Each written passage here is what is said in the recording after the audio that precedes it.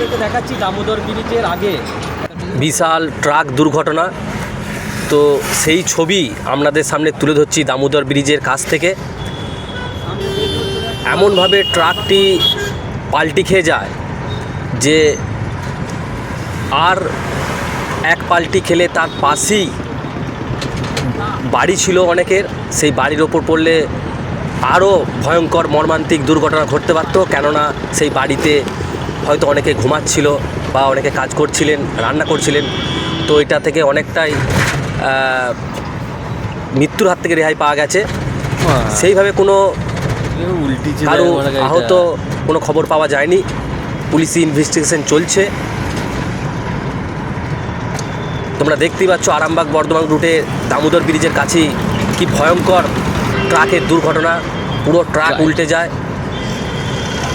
এবং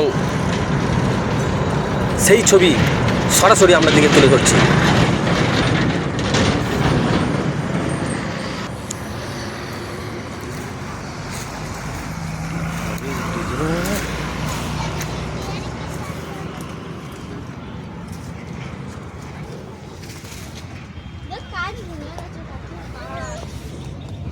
ভালো বলে ঢুকে যায় এই বিশাল ব্যাপার বলছে।